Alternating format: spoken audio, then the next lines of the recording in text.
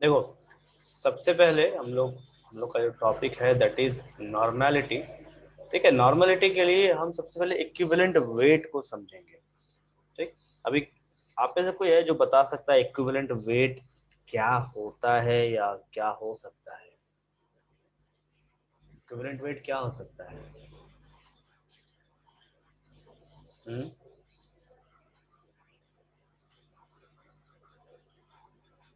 नहीं जानते हो तो नो लिखिए ताकि मैं इसको बता सकूं। One by weight, molecular mass.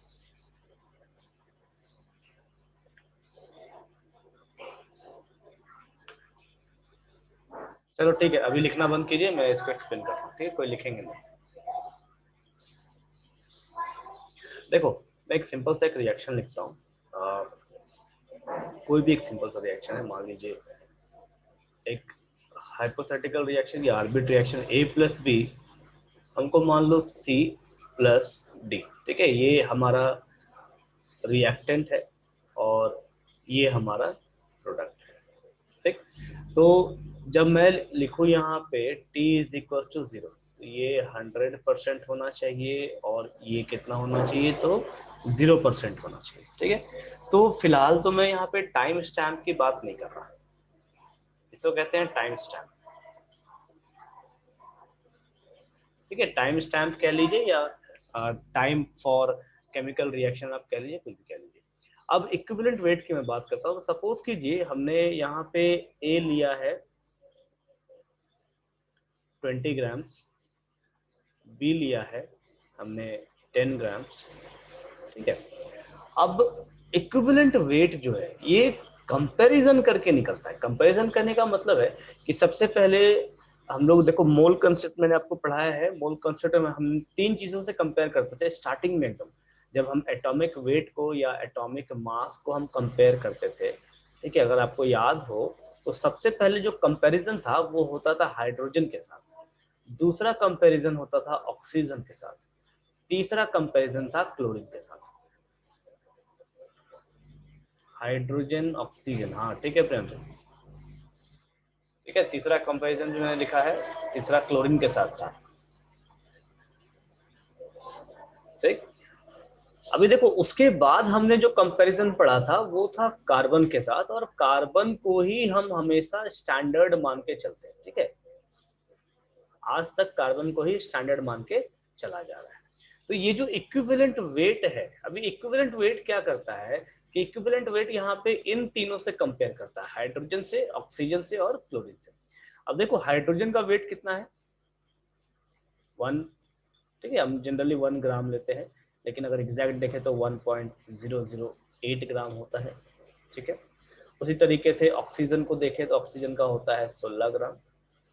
Chlorine का अगर हम देखें तो क्लोरीन का होता है 35.5 ग्राम। ठीक, अभी देखो केमिकल रिएक्शन में हमने बी लिया है यहाँ पे 10 ग्राम और ए लिया है 20 ग्राम। ठीक है, तो कहता क्या है इक्विवेलेंट वेट का डेफिनेशन, कि जो रिएक्शन है, रिएक्शन में जितना हमने मास लिया है वो उसमें से कितना मास हाइड्रोजन से जुड़ सकता है, हाइड्रोजन के 1 ग्राम से जुड़ सकता है, या तो ऑक्सीजन के 16 ग्राम से जुड़ सकता है, या फिर क्लोरीन के 35.5 ग्राम से जुड़ सकता है। ठीक है, अब मान लीजिए कि इस 20 ग्राम में से सिर्फ 2 ग्राम जो है वो 2 ग्राम जुड़ रहा है हाइड्रोजन के मास के साथ। ठीक, तो ये जो 2 ग्राम है ये आपका हो जाएगा इक्विवेलेंट। क्या? अरे यार पागल कर रहा है।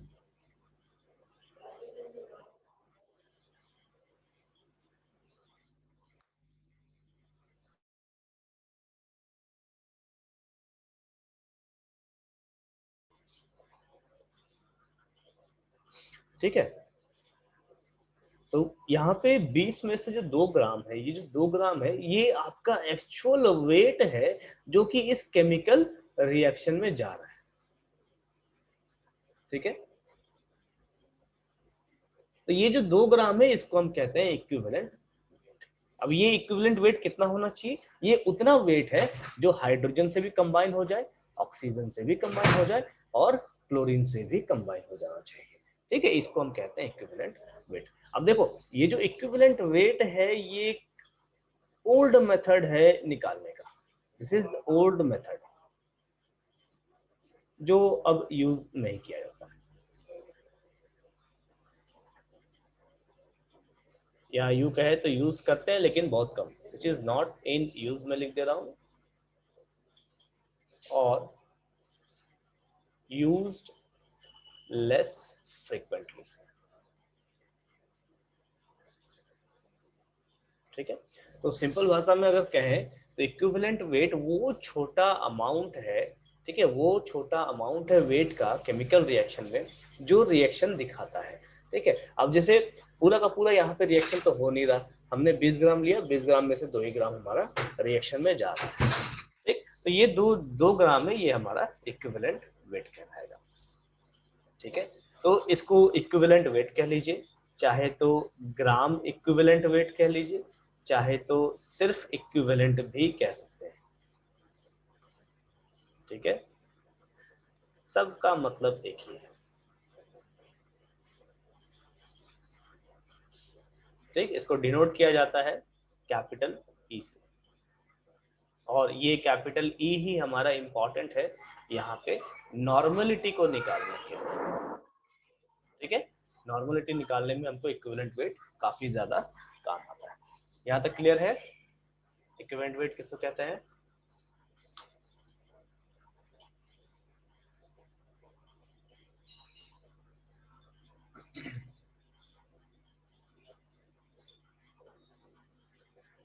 ठीक, तो हम थोड़ा डेफिनेशन देखेंगे। ठीक है, डेफिनेशन देखेंगे, फॉर्मूला देखेंगे।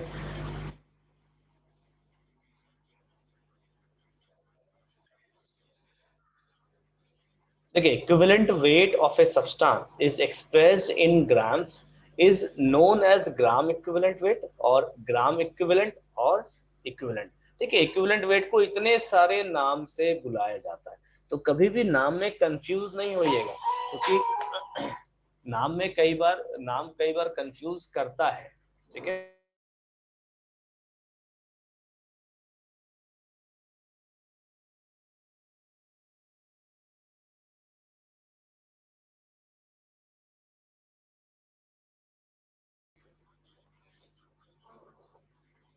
then the weight of the substance that combines or displays with 1.008 grams of hydrogen or 8 grams of oxygen और 35.5 grams of क्लोरीन। अब जैसे देखो यहाँ पे एक चीज कि मैंने आपको 16 ग्राम लिख के दिखाया था।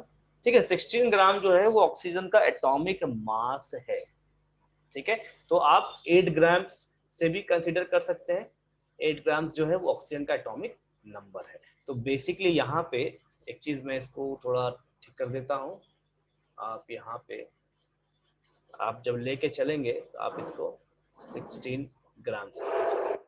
ठीक है, हालांकि आपको 16 ग्राम्स के ऊपर कोई क्वेश्चन नहीं मिलेगा, क्योंकि ये हम यूज नहीं करते हैं ज्यादातर, मैंने आपको पहले भी लिखा है which is less frequently use. ठीक है, अगर आप इसका फॉर्मूला भूल भी जाते हो तो कोई फर्क नहीं पड़ता। ठीक है, तो equivalent weight of an element, किसी भी एलिमेंट का इक्विवेलेंट वेट हम कैसे निकालेंगे? Equivalent weight of hydrogen is equals to weight of the element upon weight of hydrogen into 1.008। ये एक फॉर्मूला है। ठीक है, हमारे पास कोई भी एलिमेंट दिया हो उस एलिमेंट का वेट हम लेंगे, हाइड्रोजन का वेट लेंगे और हाइड्रोजन का एटॉमिक मास यहाँ पे लिखेंगे। ठीक है, देन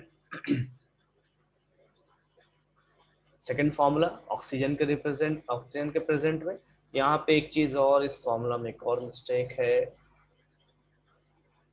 इसको मैं ठीक कर दे रहा हूँ। ये हाइड्रोजन के जगह पे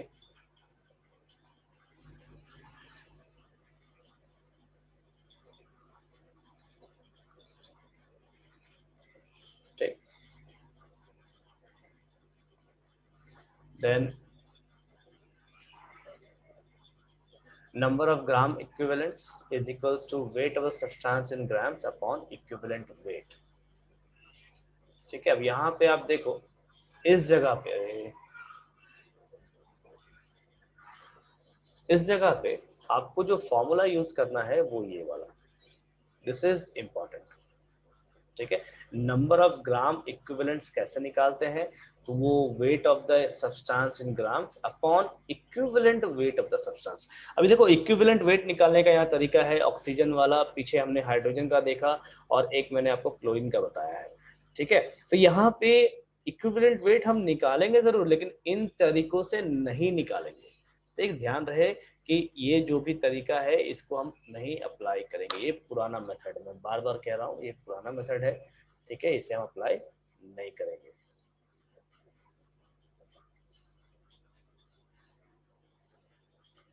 चलो, अब हमारे पास आ गया इक्विवेलेंट वेट ऑफ एसिड। देखो जो हमारा मेन है वो अब हमारा चालू होने वाला। देखिए अभी मैंने आपको पूछा था कि एसिडिटी और बेसिसिटी किसको कहते हैं, तो कुछ को पता है कुछ को नहीं पता है।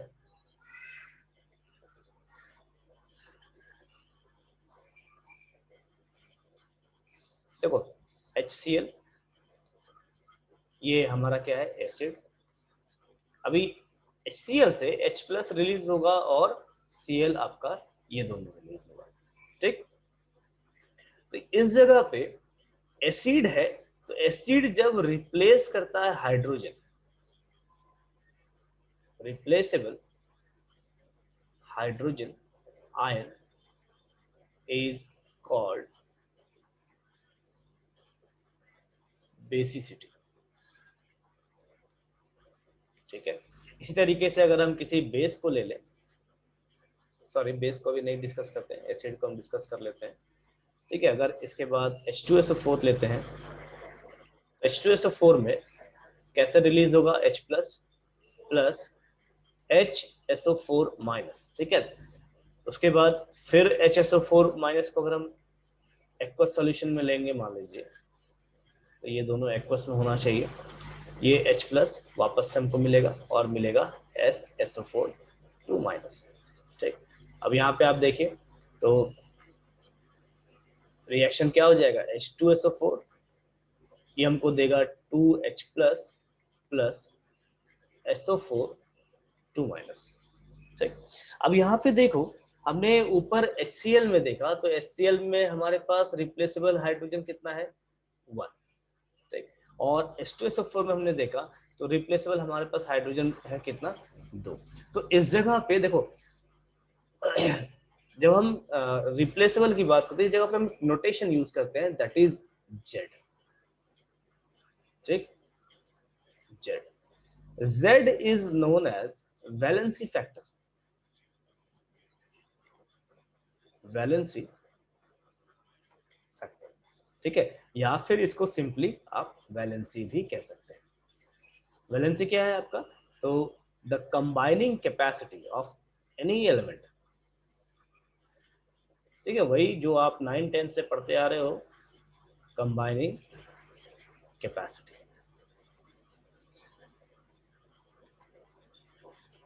ठीक है, द कंबाइनिंग कैपेसिटी।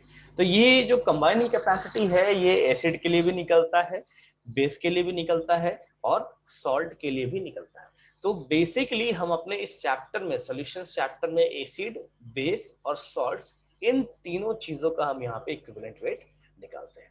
ठीक, तो इक्विवेलेंट वेट को सिंपली हम लोग लिखते हैं wait of the solute bye valency factor. ठीक है, इक्विवेलेंट वेट किसी के लिए भी अगर हमको निकालना हो तो E इज इक्वल्स टू, हम सिंपली ऐसा लिख सकते हैं, W बाई Z। ठीक है, तो W क्या है हमारा, तो W हमारा वेट हो जाएगा, चाहे आप मॉलिक्यूलर वेट की बात कर लो, ठीक, फॉर्मूला वेट की बात कर लो, या कुछ भी वेट का आप बात कर लो, और Z हमारा क्या हो जाएगा, तो वैलेंसी फैक्टर। ठीक, अब जैसे HCl का अगर हम बात करें, तो HCl का अगर हमको E निकालना है तो क्या लिखेंगे हम, W अपॉन Z। ठीक है, तो HCl का W कितना हो जाएगा, इसका हो जाएगा 1 प्लस 35.5 इज इक्वल टू 36.5। तो 36.5 डिवाइडेड बाय z कितना है, z हमने यहाँ पे कितना निकाला था, z देखिए HCl के लिए हमने z लिया है 1। क्यों? क्योंकि रिप्लेसेबल हाइड्रोजन यहाँ पे सिर्फ और सिर्फ एक ही है, इसीलिए तो z बराबर हो जाएगा 1। तो हमारा जो आंसर है दैट विल बी 36.5। ठीक है मुनमुन, ठीक है। अब इसी तरीके से अगर हम H2SO4 का निकालें तो H2SO4 का बताइए क्या आएगा, चलो फटाफट सॉल्व कर दिखाओ। H2SO4 के लिए E फॉर, मैं यहाँ पे लिख दे रहा हूँ,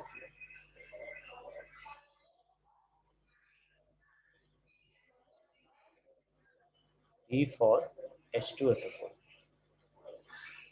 किसने तो जवाब दिया 49 प्रियांशु मुनमुन, हाँ ठीक है। जया गलत है,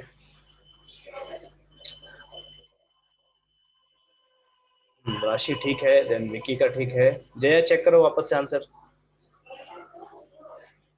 मनु का भी ठीक है, ज्योत्सना ठीक है, अंशु ठीक है, अंशु ठीक है, Shahnawaz check your answer, Tanish ठीक है, Jaya and Shahnawaz check your answer, बाकी लोग का ठीक है।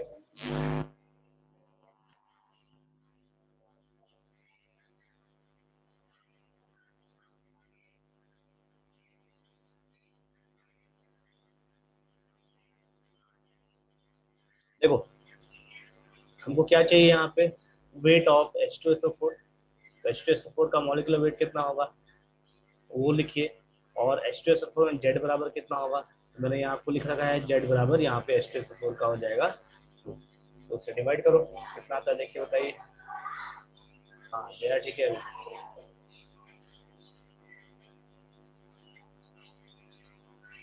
ठीक है। तो H2SO4 का जो फॉर्मूला होता है मॉलिक्यूलर वेट दैट इज 98, और 2 से उसका डिवाइड करेंगे तो 49 आ जाएगा।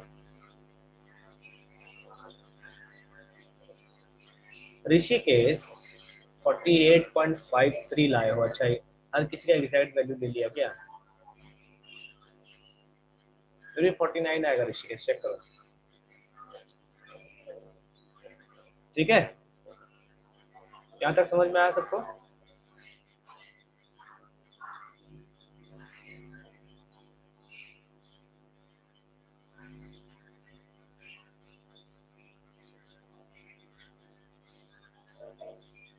देखो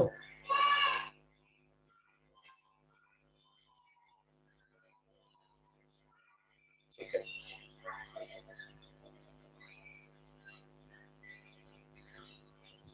चलिए हम लोग इसमें फॉर्मूला चेक कर लेते हैं आगे, ठीक है, जो आपको नोट्स में लिखना है, फॉर्मूला वेट और molecular weight divided by basicity. तो number of replaceable hydrogens of acid is called basicity. HCl 36.5 divided by 1, then H2SO4 98 by 2 is equals to 49, ठीक है।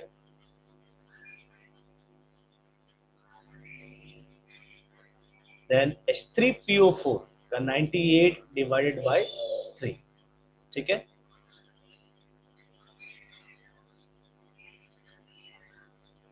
Then H3PO3 का 98 divided by 2 is equals to 49। अभी देखो एक चीज यहाँ पे देखिए H3PO4 नीचे वाला एग्जांपल जो है ये H3PO4 है, यहाँ पे Z का वैल्यू 3 लिया गया है, ठीक है, और यहाँ पे Z का वैल्यू 2 लिया गया है, दोनों में क्या फर्क है कौन बताएगा, दोनों में क्या फर्क है, मैंने आपको बताया है पहले।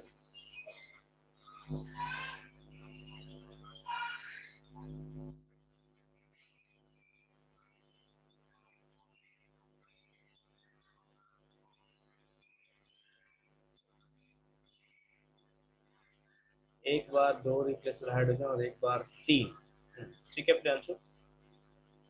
देखो जिनको जिनको ये फंडा नहीं समझ में आया, ठीक है, मैं आपको एक्सप्लेन कर रहा हूँ, ध्यान से देखिए। एक मिनट।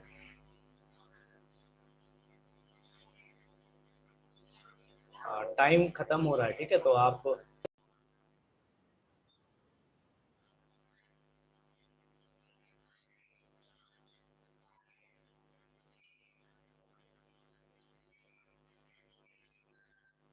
स्क्रीन दिख रहा है?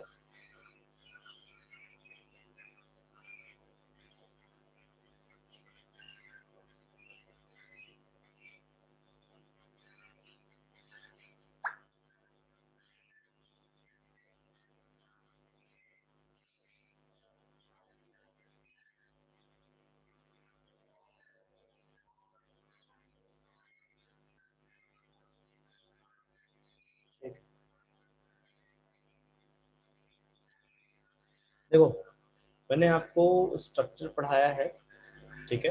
अब यहाँ पे जैसे देखिए H3PO4, ठीक। तो इसका स्ट्रक्चर बनाएंगे, ठीक है। जैसे सबसे पहले फास्फोरस।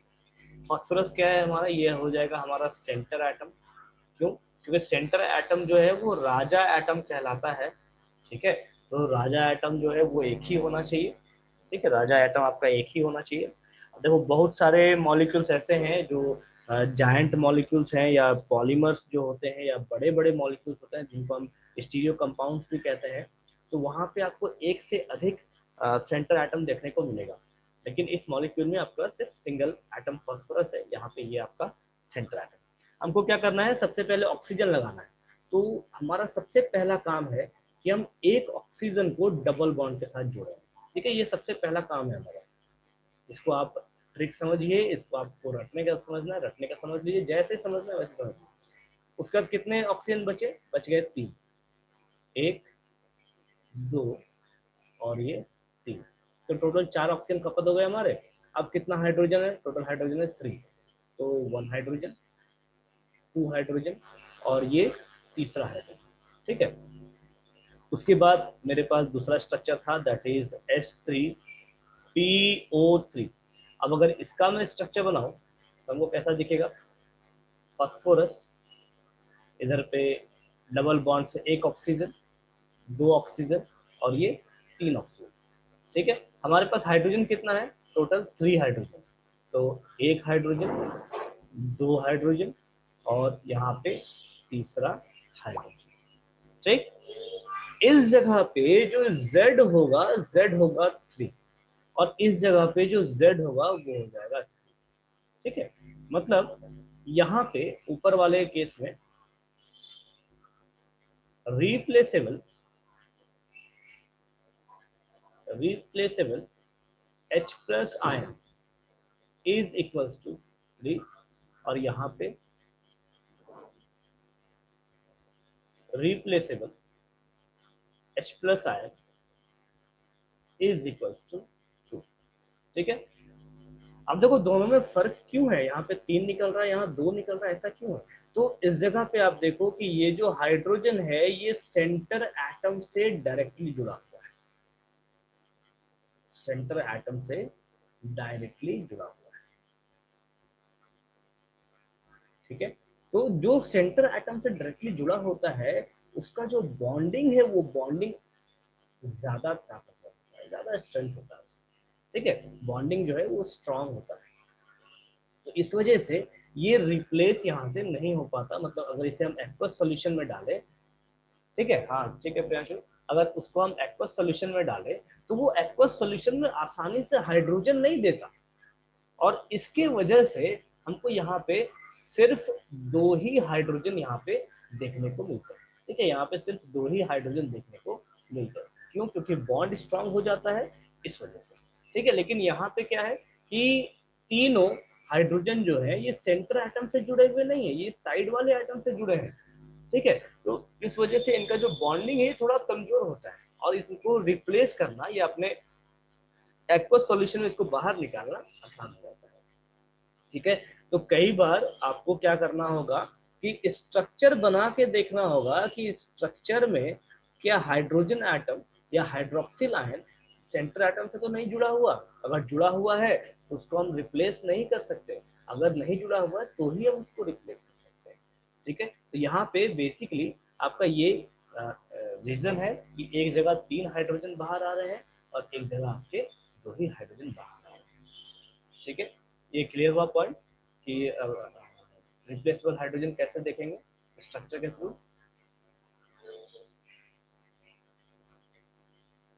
ठीक है, अगर आपको कभी भी कंफ्यूजन होता हो तो आप सबसे पहले उसका स्ट्रक्चर बना लीजिए। और एक चीज ध्यान में रखो कि जब भी मॉलिक्यूल कोई बड़ा मॉलिक्यूल आता हो तो उसका आप स्ट्रक्चर बना के देख लो। यहाँ पे जैसे H2SO4 है तो आप H2SO4 का भी स्ट्रक्चर बना के देख सकते हैं।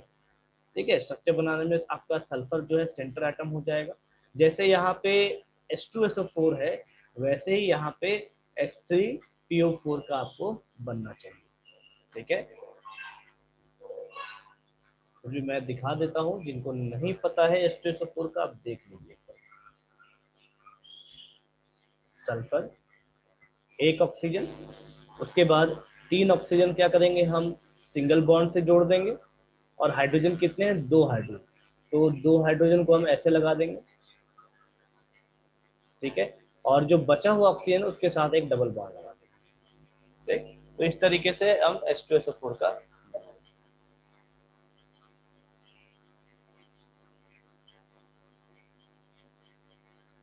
तो H3PO3 का जो हमारा E का वैल्यू होगा इक्विवेलेंट वेट जो होगा वो हो जाएगा 49।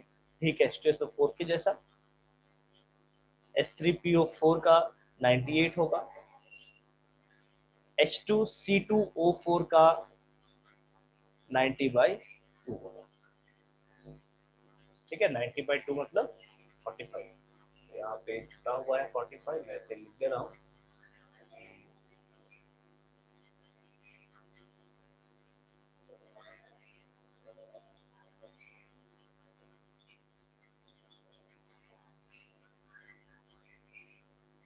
ठीक है, अब नेक्स्ट है आपके पास equivalent weight of a base.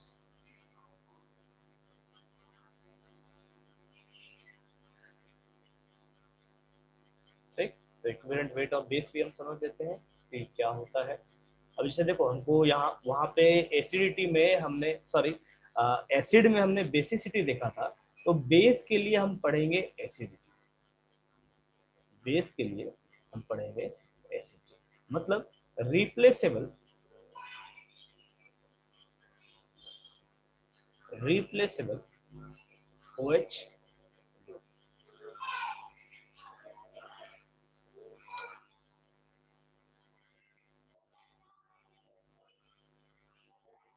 H3PO3 का मॉलिक्यूलर वेट 82 होगा। H3PO3 H3PO3 ठीक है, मैं चेक कर लेता हूँ। देखो ये पीपीटी है, टाइपिंग वाइपिंग में बनाने में बहुत तकलीफ भी होता है, तो प्रिंटिंग मिस्टेक्स या यू कहे तो टाइपिंग एरर भी होता है। ठीक है,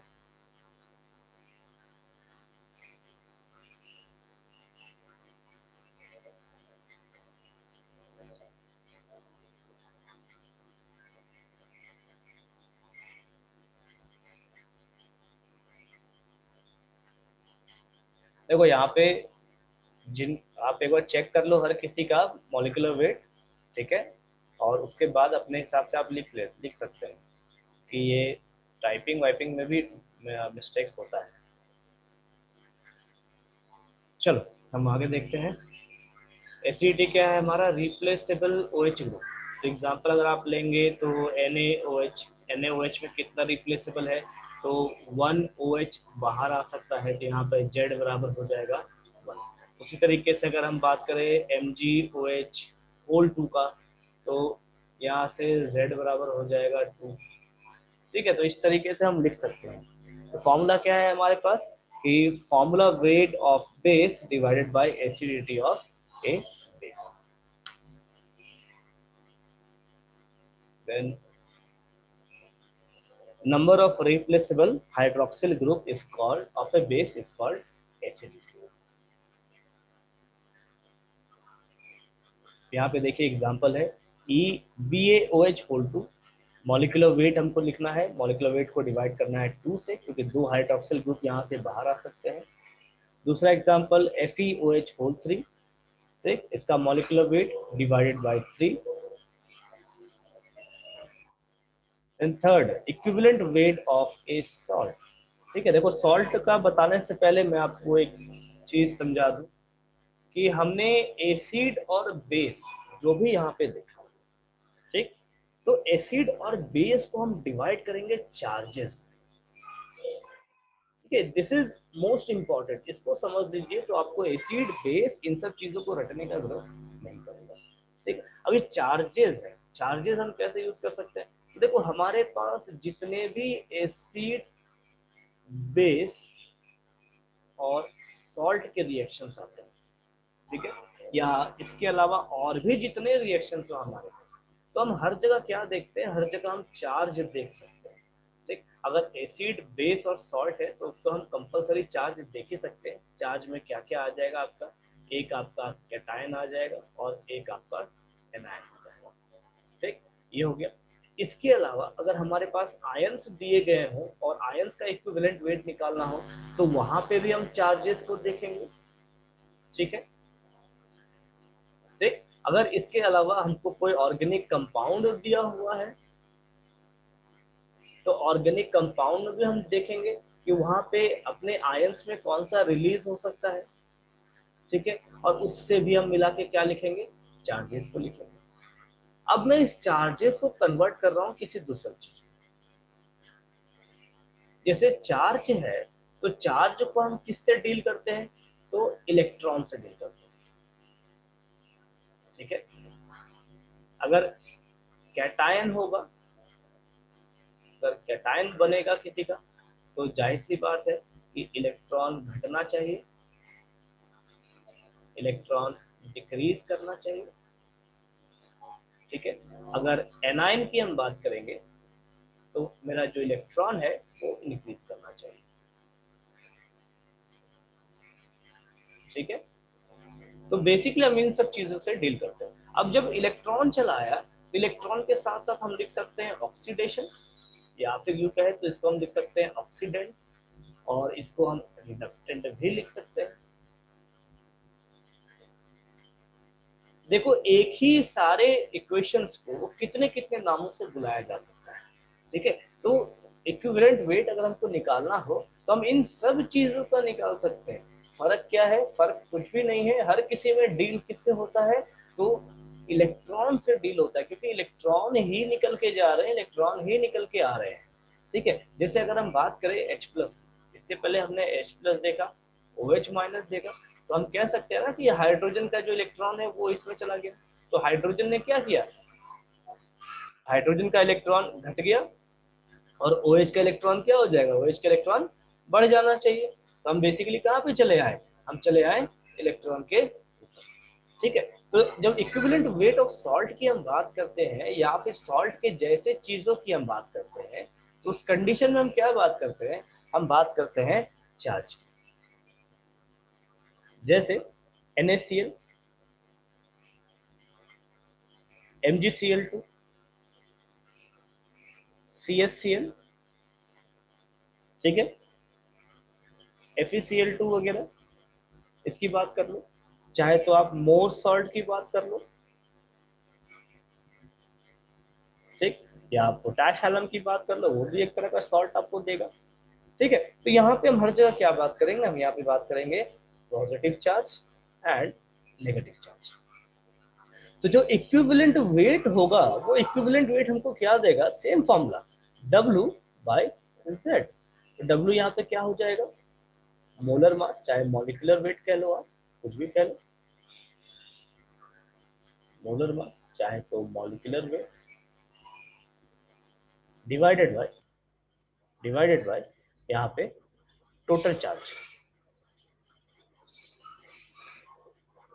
ठीक है, टोटल चार्ज किसका होना चाहिए,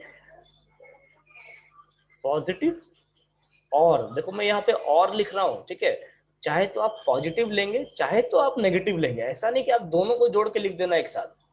ठीक है, ये गलती कभी नहीं करना है। मैं यहाँ पे और लिख रहा हूँ कंपलसरी, तो आपको पॉजिटिव या फिर नेगेटिव लेके चलना है। ठीक है, क्लियर है यहाँ तक फॉर्मूला, फॉर्मूला क्लियर है? देखो फॉर्मूला सेम है, सिर्फ पढ़ने का तरीका अलग है। ठीक है, हमने वहां पे H प्लस देखा, OH माइनस देखा, अब हम क्या देख रहे हैं, तो यहाँ पे इलेक्ट्रॉन्स को देख रहे हैं, चार्जेस को देख रहे हैं। तो आपको सोल्यूशन चैप्टर में बेसिकली एसिड पढ़ना है, बेस पढ़ना है और सॉल्ट को ही पढ़ना है। ये तीन ही आपको इस चैप्टर में पढ़ना है, कंपटीशन पॉइंट ऑफ व्यू से भी और बोर्ड के पॉइंट ऑफ व्यू से भी। क्लियर है सबको यहाँ तक formula?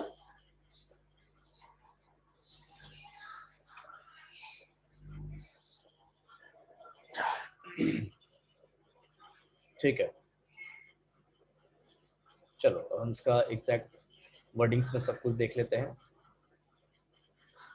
Equivalent weight of solute is equals to formula weight of the salt divided by total charge of the cation और anion of the salt। ठीक है, हम जो भी सॉल्ट यहाँ पे लेंगे उसका जो भी चार्ज होगा उसको हम कंसिडर करेंगे। ठीक है, अब जैसे मैंने आपको पहले भी एग्जांपल लिखा, फिर से लिख के दिखा रहा हूँ। तो अगर हम NaCl की बात करें तो NaCl में क्या होगा, आपको Na प्लस मिलेगा और Cl माइनस मिलेगा। उसके बाद अगर हम MgCl2 की बात करें तो MgCl2 मुझे क्या मिलना चाहिए, Mg2 प्लस मिलना चाहिए और यहाँ पे 2Cl होगा, मतलब पॉजिटिव चार्ज यहाँ पे हो गया 2 और नेगेटिव चार्ज भी हो गया 2। यहाँ पे पॉजिटिव चार्ज हो गया 1 और नेगेटिव चार्ज हो गया यहाँ पे 1। ठीक है, तो इस जगह पे फॉर्मूला में देखिए क्या लिखा है कि total charge of the cation और एनायन ऑफ द सॉल्ट। ठीक है, मैं इसको फिर से हाईलाइट कर रहा हूँ और करके, ठीक है, कभी भी आप इसको जोड़ नहीं देंगे। ठीक, देन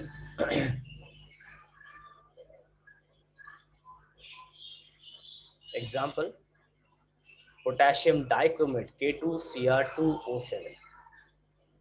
ठीक, अब देखो यहाँ पे Cr2O7 2 माइनस निकल रहा है। ठीक है, Cr2O7 2 माइनस की अगर हम बात कर रहे हैं तो पहले क्या था, यहाँ पे पहले था K प्लस। अगर आपको ऑक्सीडेशन नंबर लिखना याद है तो आप ध्यान से देखो, तो -2 +2।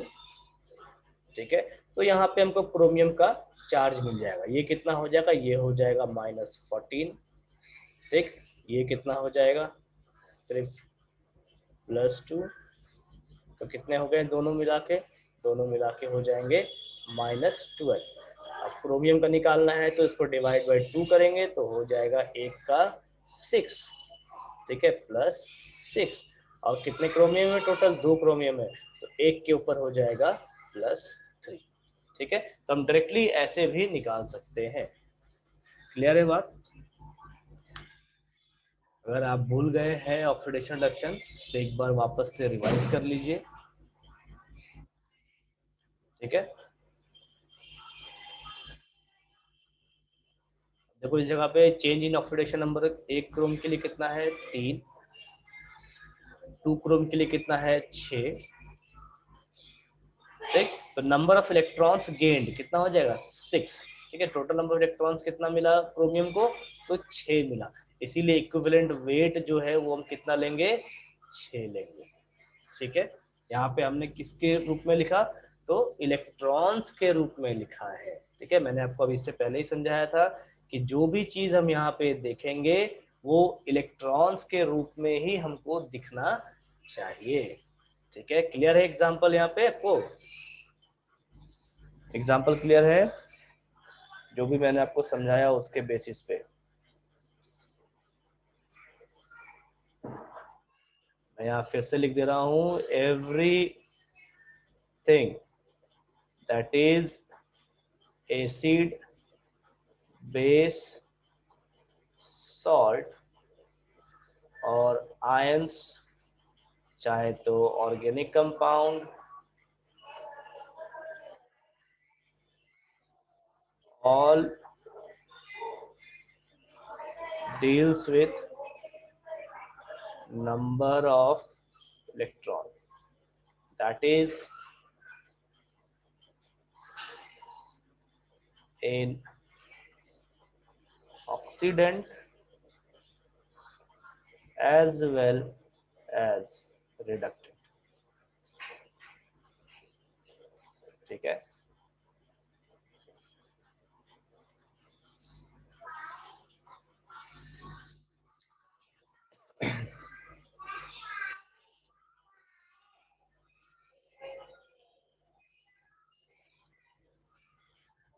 एक सीआर का +3 होगा तो बैलेंस नहीं होगा क्वेश्चन नंबर।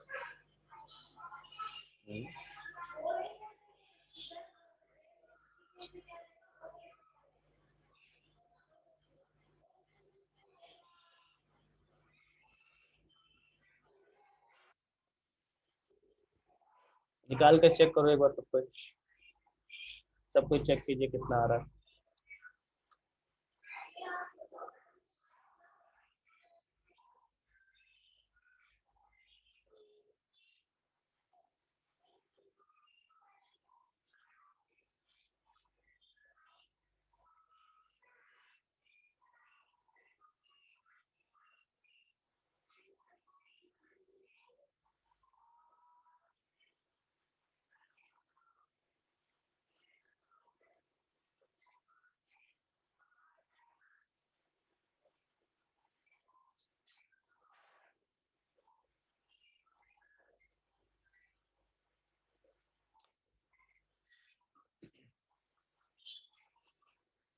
पाँच आएगा, 34 होगा, क्या क्या लिख रहे हो सर जी। क्रोमियम का कितना आएगा 100 पूछ रहा हूँ। क्रोमियम का ऑक्सीडेशन नंबर कितना आएगा 100 पूछ रहा हूँ। वीडियो ऑफ करो जो वीडियो ऑन कर रहे हैं।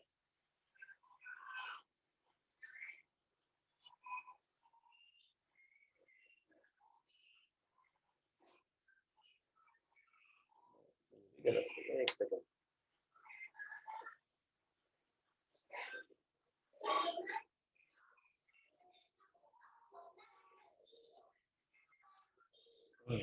गलत तो है, 34। ठीक है, इसके बाद K2Cr2O7। ठीक, तो इसका -2, इसको अगर हम इसको लेते हैं +2, ये हो जाएगा +2 + 2x -14 = 0। तो x = +6। तो एक क्रोम के लिए कह लो या यहाँ पे आपको +6 चार्ज दिखना चाहिए। ठीक है,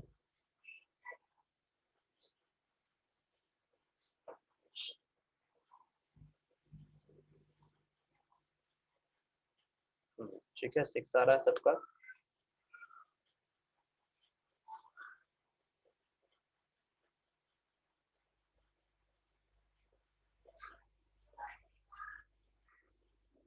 देखो यहाँ पे इस जगह पे एक ये मिस्टेक है कि फॉर 1 सीआर एटम यहाँ पे 3 है, यहाँ पे होगा 6, और फॉर 2 सीआर एटम, ठीक है, यहाँ पे हो जाएगा 12। ठीक है, तो अगर हम चार्ज की बात कर ले तो बेसिकली यहाँ पे आपको चार्जेस किसके वजह से देखने को मिल रहे हैं, इसके वजह से। अभी कौन एंटर कर रहा है क्लास?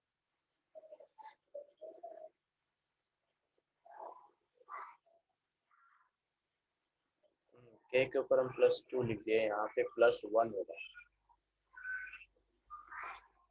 के ऊपर +2 लिखे हैं, यहाँ पे +1 लिखे हैं। ठीक है, तो इस तरीके से आएगा।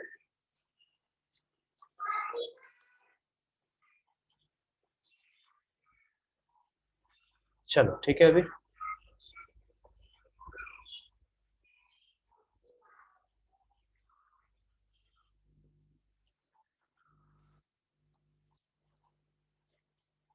F/12 हो जाएगा।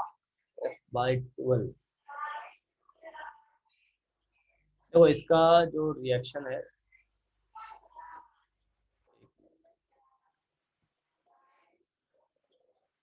2Cr3+, यहाँ पे आप देखिए, इस जगह पे आप देखो रिएक्शन को, क्रोमियम रिलीज हो रहा है, 2 क्रोमियम मिलके यहाँ पे कितना 6 दे रहा है।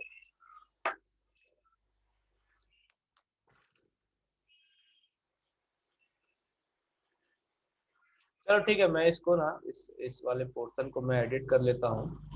ठीक है, उसके बाद आपको वापस एग्जाम्पल दे। ठीक है, इस वाले एग्जाम्पल को मैं एडिट कर लेता हूँ।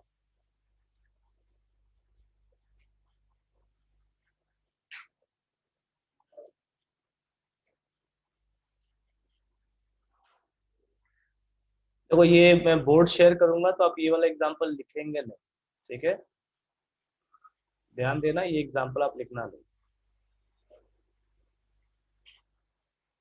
मैं इसको ठीक करके दे दूंगा।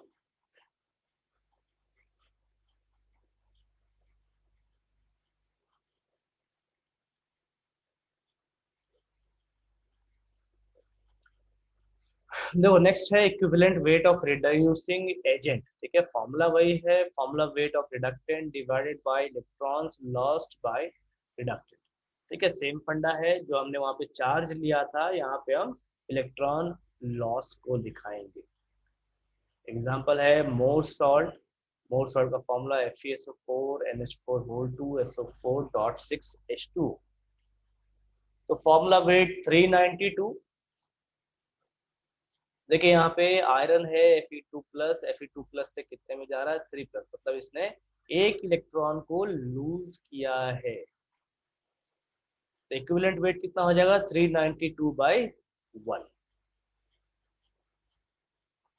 एग्जाम्पल 2। एग्जाम्पल है 2Na2H2O3 प्लस I2। ये आपको देगा Na2H4O3 प्लस 2Na। सल्फर है, सल्फर H2+ से H+ और एक इलेक्ट्रॉन। देखो यहाँ पे एक चीज और कि ये जो दो एग्जाम्पल मैंने आपको दिखाया है, यहाँ पे आपको एक चीज ध्यान रखना है कि इस जगह पे ऑक्सीडेशन और रिडक्शन का दोनों का आपको प्रोसेस दिखाना होगा। जो हम लोग लिखते थे ना इस तरीके से, देखो सबसे पहले सबका ऑक्सीडेशन नंबर लिखिए। ठीक है, ऑक्सीडेशन नंबर लिखने के बाद देखिए कि किसका किसका ऑक्सीडेशन हो रहा है, किसका किसका रिडक्शन हो रहा है।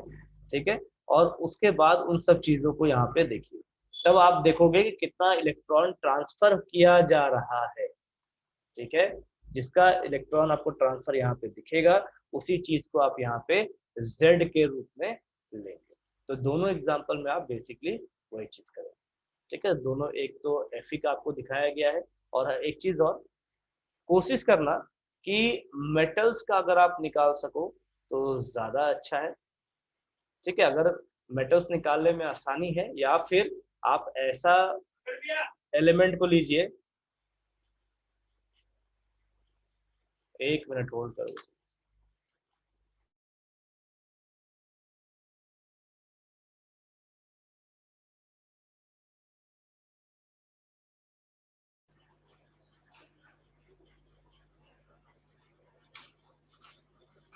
ठीक है, तो आप ऐसा एलिमेंट चूज करेंगे जिससे आपको इलेक्ट्रॉन्स को लिखना थोड़ा आसानी हो सके। और मैं आज आपको नोट्स प्रोवाइड कर दूंगा, जो मेरा खुद का बनाया हुआ PDF फॉर्म है, उससे आप, उसमें कुछ कुछ क्वेश्चंस है, उस क्वेश्चंस को आप बनाने का प्रयास करेंगे, उसको प्रैक्टिस करेंगे। ठीक है,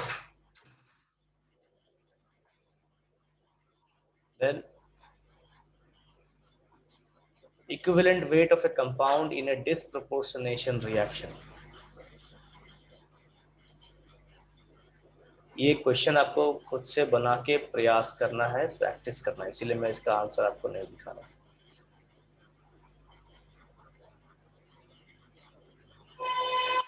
नेक्स्ट नॉर्मेलिटी। अभी हम नॉर्मेलिटी के फॉर्मूले पे आते आते हैं। नॉर्मेलिटी एग्जैक्ट फॉर्मूला क्या लिखेंगे, the number of gram equivalent of solute present in 1 litre of solution. देखो यहाँ पे मोलैरिटी का सेम चीज लेंगे, जैसे मोलैरिटी में 1 लीटर ऑफ सोल्यूशन था, यहाँ पे भी 1 लीटर ऑफ सोल्यूशन ही है, लेकिन मोलैरिटी में हमने क्या लिया था, नंबर ऑफ मोल्स लिया था, यहाँ पे हम लेंगे number of gram equivalent. A normal solution contains 1 gram equivalent of solute. A deci normal solution is n by 10 और 0.1 n solution। ठीक है, अब देखो यहाँ पे जो ये तीनों लाइन है, ये तीनों लाइन फॉर्मूला को रिप्रेजेंट करते हैं, तीनों को मैं स्टार मार्क कर दूंगा। ठीक है, तीनों आपका ऑब्जेक्टिव के लिए बहुत इंपॉर्टेंट है, और न्यूमेरिकल में ये चीज पूछा जाता है डायरेक्टली। ठीक है, मैंने आपको बताया था पहले भी कि डेसीमोलर किसको कहते हैं, सेमी मोलर किसको कहते हैं। तो न्यूमेरिकल में डायरेक्टली डेसीमोलर सेमी मोलर आता है। उसी तरीके से यहाँ पे भी डायरेक्टली डेसी नॉर्मल आएगा, ठीक है, या फिर नॉर्मल सॉल्यूशन आएगा, इस तरीके से लिखा हुआ मिलेगा। ठीक है, तो ऑब्जेक्टिव प्लस ये न्यूमेरिकल दोनों के लिए इंपॉर्टेंट है। देन इसका फॉर्मूला है normality is equals to weight of the solute in grams multiplied by 1000 divided by gram equivalent weight into volume in millilitre. ठीक है, अगर आप 1000 को हटा देंगे तो यही फॉर्मूला लीटर में हो जाएगा। ओके, इस चीज का ध्यान रखें। देन फॉर डाइल्यूट सॉल्यूशन के लिए N1V1 is equals to N2V2। अब एक चीज और जो मैं आपको नोट्स दूंगा आज, ठीक है, वो नोट्स बोर्ड प्लस कंपटीशन दोनों के लिए है। ठीक, एक नोट्स में आज दूंगा, ये बोर्ड प्लस कंपटीशन दोनों का है, और एक नोट्स में कल दूंगा, वो सिर्फ बोर्ड्स के लिए। ठीक है, तो जो लोग जिस तरीके से प्रिपेयर करेंगे आप उस नोट्स को प्रिफर कर सकते हैं।